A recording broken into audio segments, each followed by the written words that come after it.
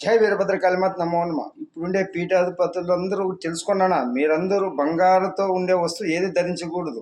మీ శరీరం అంతా కాషాయ వస్త్రముగా శివుడి మాల, ఆ రుద్రాక్ష మాలతో ఉండాలి. ఇంతే చూడు, ఎందుకంటే కలి ఆవహించేస్తున్నాడు. ఏ రూపంలో వచ్చి ఆవహించి చెడు పలకలు పలికినట్టు చూస్తున్నాం. ఇప్పుడు చిన్నజీఆర్ స్వామి గారు, ఆయన ఒక వాక్కు, చిన్న వాక్కు ఇప్పుడు ఎన్ని సమస్యలు తెచ్చిపెడుతుంది. హిందువుల్లోన ఐకమత్యం ఎంత మాత్రం ఉందో అందరూ మాట్లాడేటట్లు చేస్తుంది. శివకేశవులు ఒక్కటే. శివుడికి కేశవునికి అభ్యుదయం లేదు. శివుడు చేసిన కేశవుడు చేసినా అది మనము శివకేశవులదే సమానంగా చూడాలి. కానీ శివుడికి ఒక శివుడు రూపంలో ఒకరు, శివులు శైవులని, వైష్ణవులని, విష్ణువు అని, ఇవన్నీ వదలండి. ఈ పోరాటం మా నాయన వీరభద్ర స్వామి 400 సంవత్సరాల కింద చేసినాడు. శివకేశవులు ఒక్కటే నిరూపించినాడు.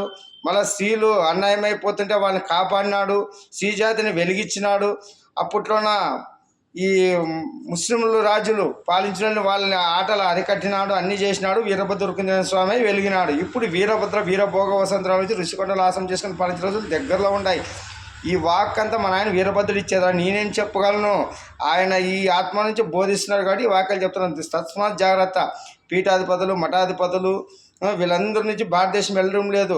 రక్షకుడై వీరభోగ వసంతరాలు ఉరుకునేసం ఉన్నాడు కాబట్టి వెలిగిస్తున్నాడు. మనలో ఎప్పటికప్పుడు ధర్మము అధర్మము చూపిస్తూ ధర్మాన్ని కాపాడుకుంటూ పోతున్నాడు కాబట్టి ఈ రోజు వరకు మనం నిలబడినాము. 1000 ఏళ్ళు మన బానిస బతుకులకి ముగింపు చేస్తున్నా మళ్ళీ బానిసలు అయిపోతున్నాము. మనలోనే మనకు చీలికలు పెట్టి కులాలు మంట, మతాలు చిచ్చు అన్నీ పెడుతుంటే చూసుకుంటా ఈరోజు జ్ఞానం పొందేమనే మూర్ఖులందరూ మీరు బానిసలు అవుతున్నారు కులాల మతాలకి. మనిషిలాగా బతకాలని మా నాయన వీరభద్ర ఉరుకుందిన స్వామి ఎప్పుడు కులాల మతాలకు అతీతంగా ఆయన వరాలు ఇస్తూనే ఉన్నాడు. ఉరుకుందిన స్వామి కర్నూలు జిల్లా ఆదోని మండలము ఉరుకుంద గ్రామంలో వెలిసి ఎప్పుడు అన్ని మతాలకు ఆయన ఇష్టదైవం అయినాడు. కొలిచే వాళ్ళు కొంగ బంగారు ఉరుకుందిన స్వామి వారు ఆయనే వచ్చి 5 రోజులు దగ్గరలో ఉండాలి. జై వీరభద్రకాళిమాత నమో నమః. హరి ఓం.